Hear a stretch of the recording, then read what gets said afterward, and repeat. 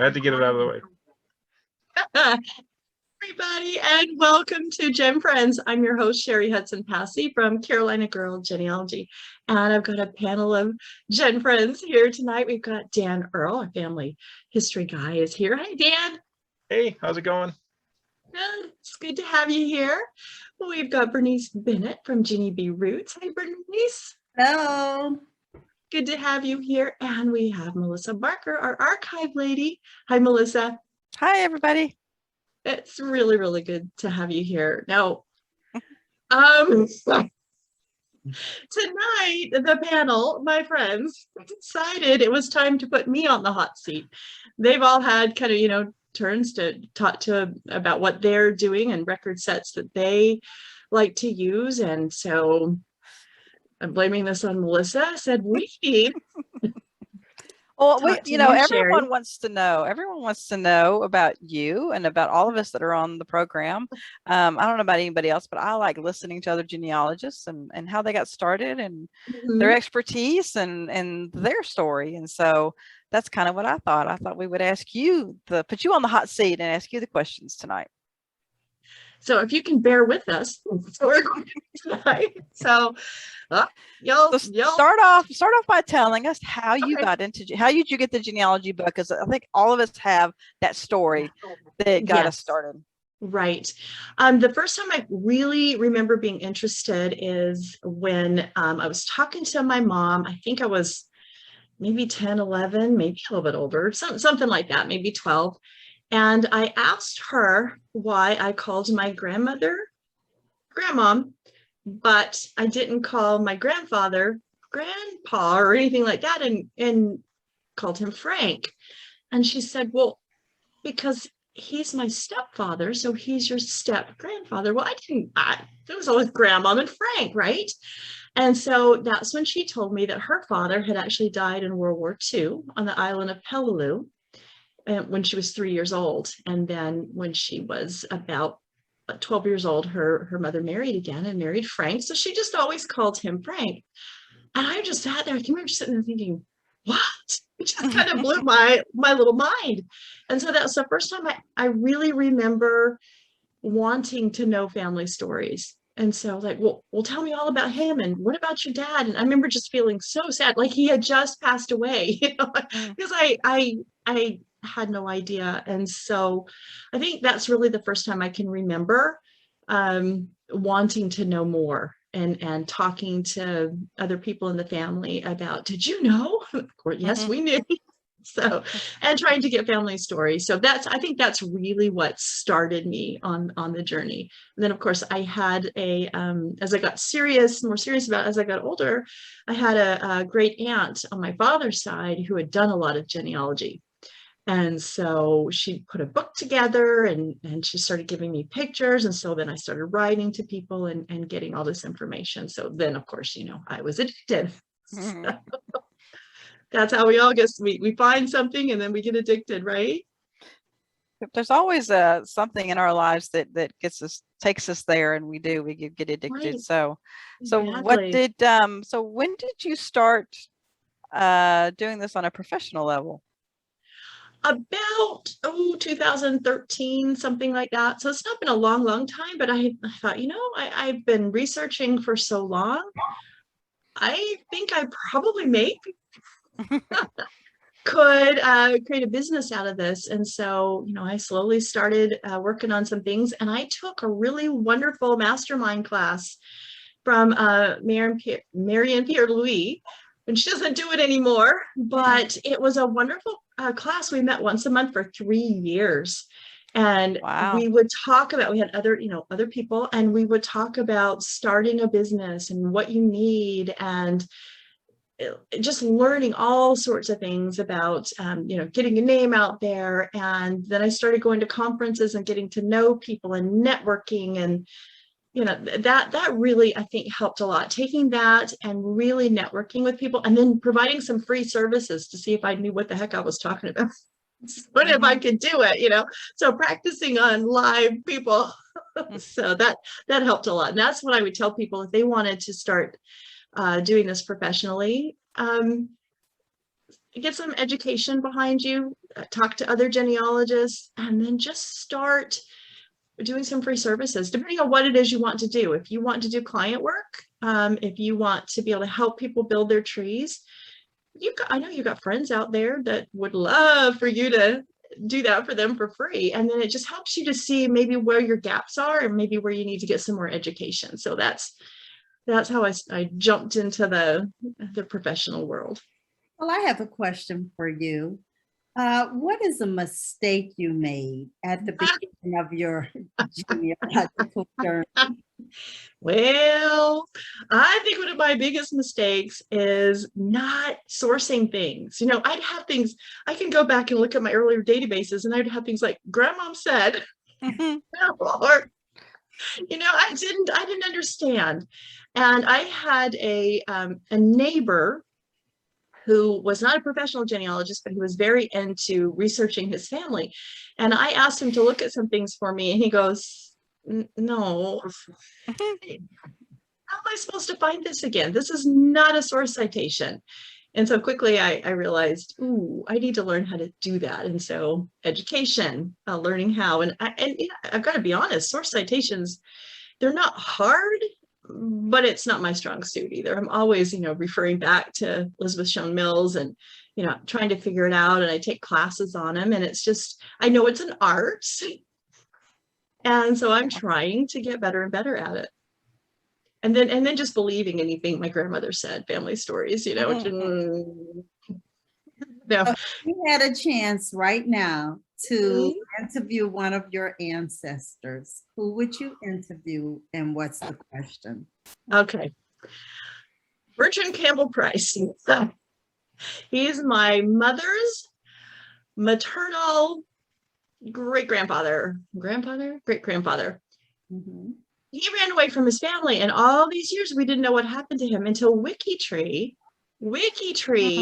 had me on, and they introduced me, and then they took a week and they said, we're going to work on her genealogy, and then we're going to come back at the end of the week and we are going to see what we found.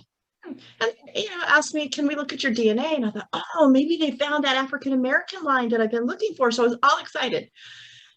So we get on, and they say, that man that ran away from the family and nobody knows whatever happened to him? Yeah. Georgia, and he has another family. We connected you through DNA. I want to talk to him and say, what were you thinking? You ran away with all the family money. You had children. What were you thinking? Why did you do this? So I want to get him in the hot seat with the light. Figure out, hey, why would you do that to your family? So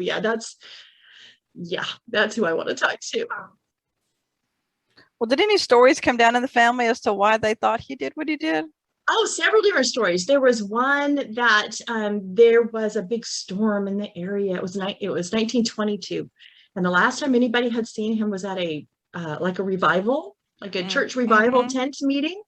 And his son could even describe what he was wearing the last time he saw him. And he thought he looked really dapper in his suit, and he had all this money in his pocket.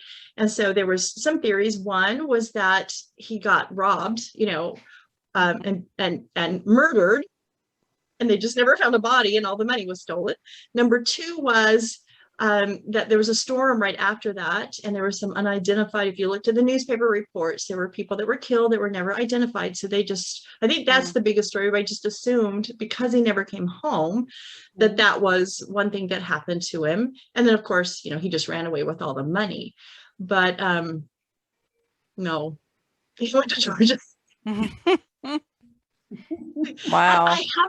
I gotta get brave. I need to be brave and have some time and really reach out to them, because they obviously don't know who he is, because they don't have him connected to any parents or anything. So, and none of them have reached out to me through DNA and said, oh, we're related. Let's figure this out. And so I've got to break it to them gently, I suppose, that how do you do that? It is hard, and I've had to do that. I've got somebody else on another line who had 3 different wives, children, and none of them knew about each other. And I was able to talk to one of those descendants and say, hey, did you know? And we did get to talk because they already knew. And so that was a little bit easier because they already knew. So, you know, you find all sorts of things, don't you? You just find You all do. sorts of things. So what's your most, Oh, okay. Go ahead, Bernice. I was going to. since you say you find most things, what is your most significant discovery so far? Oh my goodness, most significant discovery. Well, being from South Carolina, I think that one of the most fun discoveries is everybody that's studied the Revolutionary War has heard of the swamp fox, Francis Marion. Now, Francis Marion did not have any children. So there's people out there say, oh, a descendant. No, you're not a descendant of Francis Marion. He didn't have any children. But I have probably about 10 ancestors that fought with him. And Francis Marion and I share a common ancestor. So the immigrants, Benjamin Marion, who came from France, we both descend from him. So my ancestor and Francis Marion's ancestor were brothers. So I am related to him, and in that way. And I've been to the French Huguenot Church in Charleston, which is really cool because they went to church there, and there's all these names of a lot of my ancestors, and some of them weren't even from the Charleston area. They were in different areas in South Carolina, different counties, but somehow they ended up fighting with the swamp fox. So it's really fun to see their names on the list of the men that fought with Marion. So that's really fun. That's really my only claim to fame. So I don't have any other that I found, any other famous. I always say that the majority of my ancestors, by the time they actually made it here and settled down, they were so poor, they just buried them in the alligator swamps. And that's what I can't find a lot of them. And I can't find where they're buried. And I'm just like, they were so poor that, you know, there's not a lot of records for them. So, but I keep trying. I find most of those kind of people in the newspapers. That's where I find mention of them, is in the newspapers, because they didn't own property. You know, there's no land in their names and no big fancy jobs and nothing like that. But they may have walked their daughter into town. Yeah. And it's in the paper, right? Yeah. Dan, did you have a question? I do. So, Cheri, you claim that you're a grandmother, but none of us believe it because you look like you're 33. You're so sweet. Filters, no. I'm just assuming you drink unicorn blood or something to stay young. I do. All right. So my question. A week. So my question is, since you've been involved in family history throughout your life, so what advice would you give to younger parents that want to be involved in family history, but have to balance having family, having other responsibilities? What advice would you give them as somebody who, in theory, is no longer 33 and, you know, whatever? So just what advice would you give younger people? Thanks, Dan. Well, you know what's really cool today is we've got the internet. We can do some research online. We can't do it all because it's not all online. But I would tell them, if you're really interested, look at all the courses that you can get online, and you don't have to pay for things. There's a lot of free things online that you can learn. So, you know, while your kids are taking a nap, or while you're, forget about those dishes, vacuuming the floor if you're a stay-at-home mom, and when they're asleep, take time for yourself.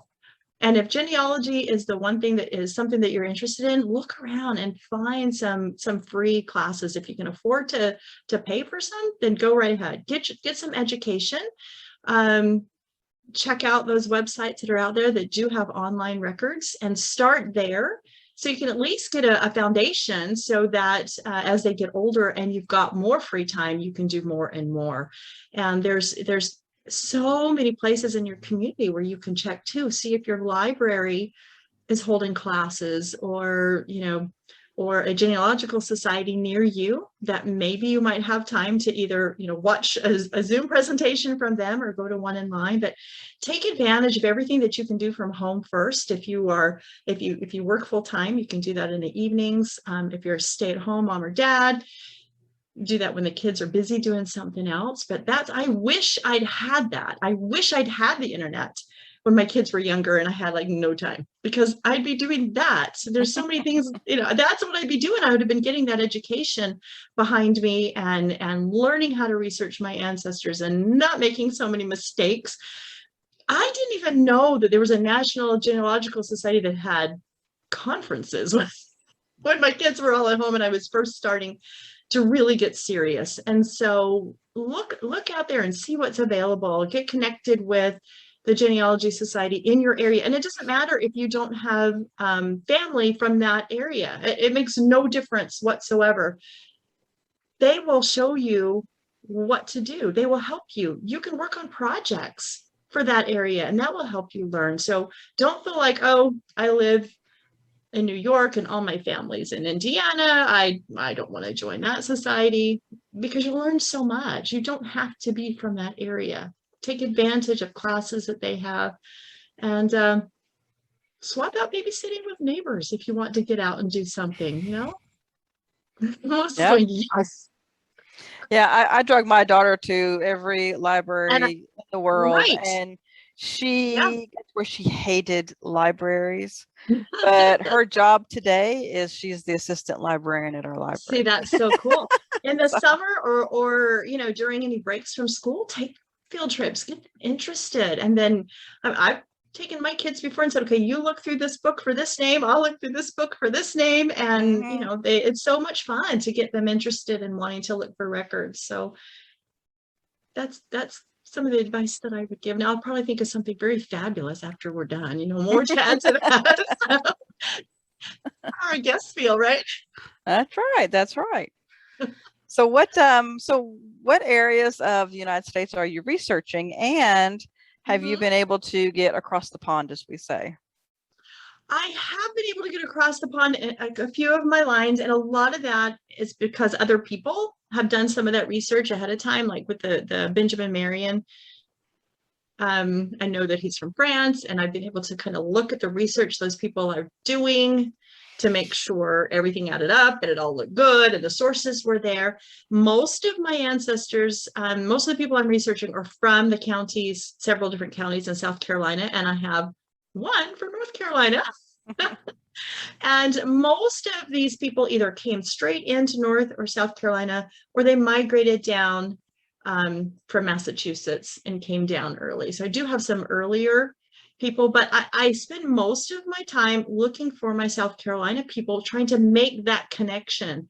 As I'll go online and they'll say, oh yeah, this was the father of, and they came from here. And I'm like, how did you figure that out? Because you've got no source. You've got no indication. And so I can't jump and assume. And so I'm really, really doing most of that North and South Carolina research when I have time to research my own family. So that's the problem when you decide to be a professional genealogist. So you don't have enough time to do your own. You have to schedule it in. That's what I found is I've had to just say, okay, on this day, from this time to this time, I'm just going to focus on my own family. And that's helped a lot. I think we all suffer from that. Bernice, Yes. Did you have another question? Yes, I want to know, is there a specific collection of records you think everyone should check out? Oh my gosh. Land records. People forget about land records. They think, oh, it's just telling me this person bought this. How's that going to help me? Good grief. You can build a whole community. Land records. I have found land records that name the entire group of heirs, from children to grandchildren, and been able to connect generations through that. So land records are fabulous. And I really do feel like a lot of times everybody wants the will. They want the census records, the birth, the marriage, the death records. And then they say, I'm stuck. And there's so many. I like military records. Go out beyond those and see what's available. Look in your local communities. They might have some interesting records you never thought of, something that's just local. I was able to find some really wonderful information about my step-grandfather, Frank, who I talked about at the beginning. He was a volunteer firefighter from the time he was 16 years old. He lived, his parents and his grandparents had died. And so he lived in the little apartment above the fire station. And he kept journals in the fire station. And I just sent them, I actually found them on Facebook. I sent them a little message and said, hey, this is what I'm looking for. And the chief, the fire chief, sent me a message back and he says, oh yeah, we've got lots of journals from that time period. Let me go through them, and every place I can find him, I will mark, and then you come up and you can look at them. So I did. And one of them, after he left, actually said, invite Frank Sullivan and his new wife to dinner. That's so fun, because it was him and my grandmother. So look beyond what's online, but start there first. Start online and see everything you can get, and then go local to your communities and see what kind of amazing records that they may have. I mean, Melissa talks all the time about what she's got in the archives. If y'all follow Melissa on Facebook, she's always posting what they've got in the archives, and amazing records. So yeah, I love manuscript collections too. Oh my goodness, I love manuscript collections. You never know what you're going to find in manuscript collections. There's so much fun. Even if it's not about your family, you're learning about the area, and it's really fun. You know, so and so left his calling card, and then you get the calling card. Like, you know, when you read the old-fashioned romance novels and they talk about somebody came and left a calling card. I found some of those in manuscript collections. Lots and lots of cool things. I've found information about an ancestor that I have that was a preacher for a little bit of time, and the manuscript collection had nothing to do with my ancestor, except for they talked about Reverend so-and-so, you know, was here and there and there, and it was a Williams, and that's where he was, and he was preaching. And so if I hadn't looked at that, I kind of have a timeline of where he traveled, you know. So that was really cool. That was nice. So I just think I like records. Well, what would you tell someone who is unable to travel, or, you know, can't get physically to the places where their ancestors' records probably are? I know that I don't get to do that. And so I have made it, I don't know, personal challenge to try to get records from here, you know. And so what avenues do you use to get those records when you can't get to those places? I contact them, email, phone calls, wherever, you know, they will post their contact information. So don't be afraid to pick up the phone or send an email. This Campbell Price that ran away from his family, there was conflicting evidence as to who his father was, but his wife, after 7 years, decided to file for the life insurance. She wanted to claim him legally dead because he ran off with all the money, right? She needed some money, but he had a life insurance policy because he'd worked in the mills, and the mills had life insurance policies for their workers. So from a newspaper account, I found that she had gone to court. And I thought, well, if she'd gone to court, there is a court record, right? So what I did was I collected all the information, and I, you know, all the dates and the names and all that kind of stuff. And so I emailed the courthouse in Columbia, which is 3 hours away from me, because I thought, I don't want to drive all the way up there and then be told, oh, these were destroyed. We don't have them anymore. You know, there's a fire, whatever, there was a flood. So I emailed her and she said, well, let me look. And she goes, oh, I'll go find it. And so she did. And she emailed me all the information. Now, the information that she emailed me was the actual transcription, of course, of the court case. They asked her, the wife, who the person was he was supposed to have been going to see that day when he left with all the money. She says his uncle Adam. Uncle.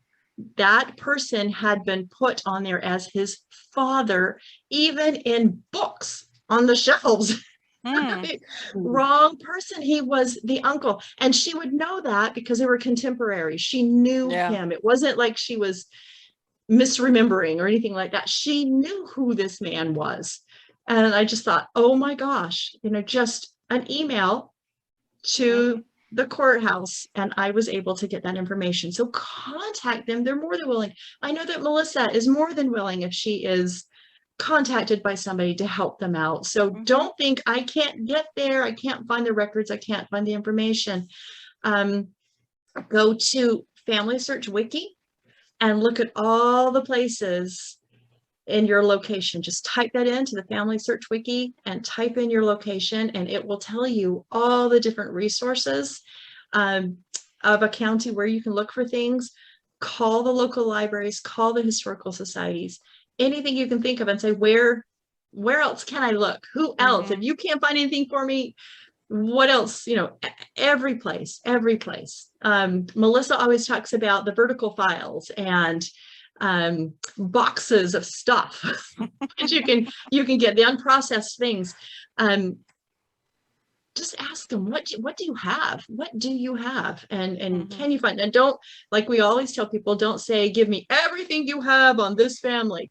That is overwhelming, and you probably won't get a response. So be very clear as to who you're looking for, the dates and places, and then they might say, and on top of that, yes, we have what you want, but we also have this as well. So, you know, be considerate and kind to the people that you are talking to, and we'll get some information if they have it. Bernice, you had another question? Yes, Cheri, do you have what you would consider a research niche? Well, right now, most of my time is spent on repatriation work. So I am a researcher that helps the U.S. Army look for living family. What happens is I will get a case. They've opened a case on a soldier and ask me to look for living family, so that if they can identify the soldier, they can bring, you know, his remains back, or some families choose to leave that soldier where he was originally buried, and, you know, the Army will put up some kind of monument, something like that. So I have to call people out of the blue and say, hey, are you do you even know about this soldier? Well, I send them letters first, and sometimes they'll call me and sometimes they won't, because they think it's a scam, right, in this day and age.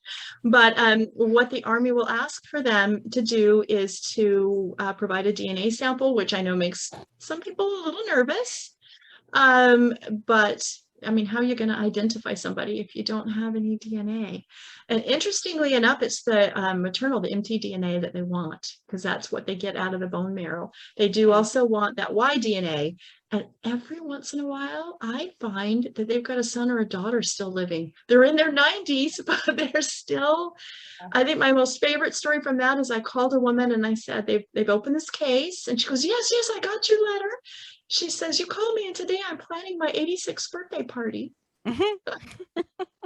She was so cute. And so, you know, one of these days I'm going to see, I've been doing this for about 3 years now, and it takes the Army a while to get all the identification done and things like that. One of these days I'm going to turn on the news and I'm going to see that one of the soldiers that I've worked on their case is being brought home, and that will be well worth it. I do have a grand uncle who is missing from World War II. And so I kind of hope that maybe one day somebody will get his case, and maybe his plane went down right outside of Sicily. They say it actually landed, and they may have been captured. And so I'm hoping that maybe one day somebody will get his case and they'll return his body. And that's another thing that people don't understand. I will call people and they will say, well, no, he was buried. We got a cemetery plot for him. What they don't understand is a lot of people did that and they put the stone up, but there's no body in there. And so, you know, I have to kind of tell them that there's probably nobody really in there. So, wow. or they wouldn't have, you know, opened this case, and, you know, so, but anyway, that's really what I've been working on a lot, is doing that. So that's very interesting. Dan, did you have any questions? Yeah. Can you give us a less than 5-minute history of GenFriends? Less than 5 minutes. Where did it start? How'd it go? All That's that kind good. of stuff. Go. Well, actually, GenFriends started out by the in-depth genealogist chat. We, when the in-depth genealogist was out, they started asking me to come on and be a panelist. And then when the person that was hosting couldn't host anymore, they reached out and said, would you host? I said, host? Didn't know what I was going to do, but sure, I will host. So I started, and those videos are still on YouTube. You can still go back and find them. And that started that format of getting special guests on, or talking amongst the panelists about things, doing the genealogy TV shows. So that's kind of where we started with that. And then when In-Depth Genealogist a few years ago decided they were going out of business, they all had other things they wanted to do, they reached out and said, hey, that's your grandmother that we've been using. So the one with her mouth open, imagine that. That's her house behind in Sumter, South Carolina. It used to be on Church Street, and that's her best friend, Bibi. And so we had started using that because I said, oh my gosh, guys, this is a perfect picture of people talking. And so we started using it, and they said, that's your picture. You've been hosting. Do you want to just take it over and start your own? And so we started calling it GenFriends, and I said, who wants to be on and help me with this? And it's changed through the years as people have had other things that they needed to, to do. And we have so much fun, and we hope that people are gaining some education, and just feeling like they've got some friends to talk to genealogy about, because sometimes people don't want to hear you.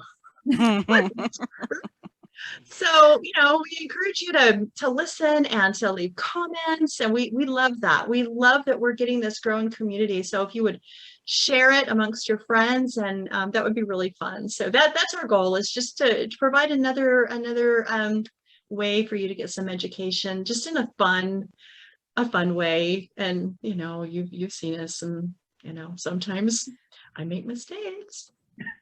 You've always done a good job, and I was one of the ones, I think, that kind of came over with you from In-Depth, because I was with them and we did that. But so no, I don't know how much time we have left, but I'm not doing a very good job hosting, because it's my job tonight. You're kind of on the flip side of this tonight. Yeah. Bernice or Dan, did you have anything else you wanted to ask Cheri? Well, someone asked me one time, what was my favorite word in genealogy? So I'm going to ask you, what's your favorite? My favorite word. Oh my goodness. Oh no, it's my favorite word. Probably family.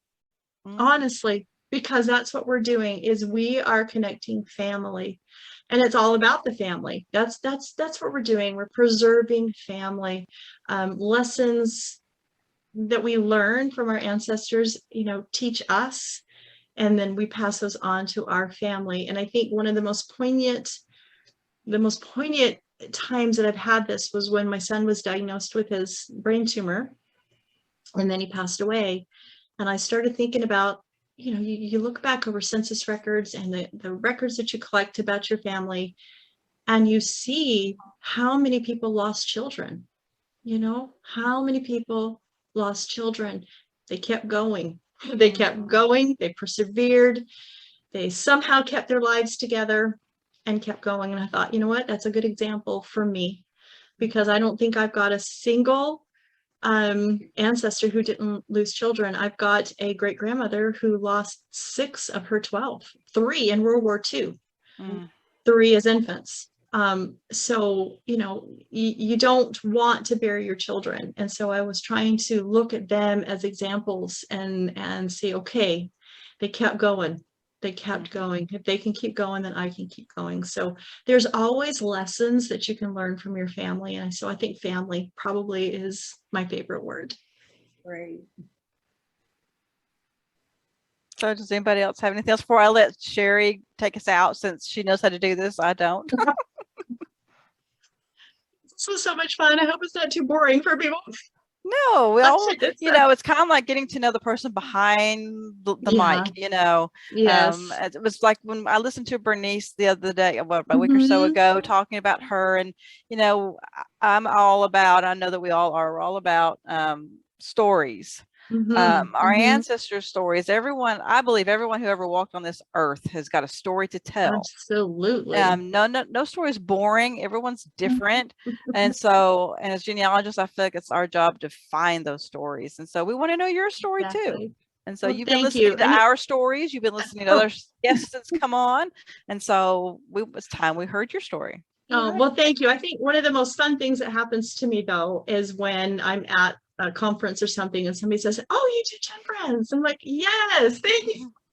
Thank you for watching, and we're all Gen friends, and that's the wonderful thing about the genealogy community, is that everybody accepts everybody, and we want to help each other, and we just love each other. When people have problems, we come together and help, and it's just a wonderful community. So I hope that as a Gen Friend community, our viewers will sense that we care about them, and you know, we would love if there's a topic or something that you want us to talk about.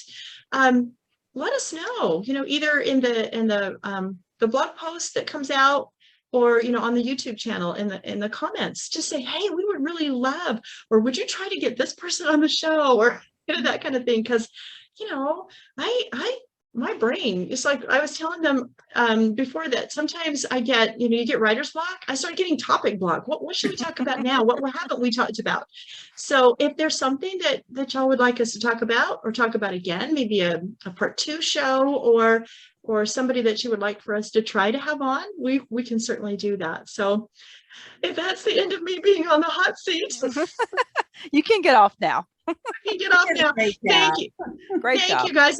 This has been so much fun. I appreciate anybody wanting to know anything about me and my crazy life. So anyway, with that, we will say good night. And I found the stop button this time, guys. They changed Zoom and I couldn't find the stop button last time. So anyway, I found it this time. We will see you next time on Gen Friends. Bye, everybody. Bye-bye. Bye.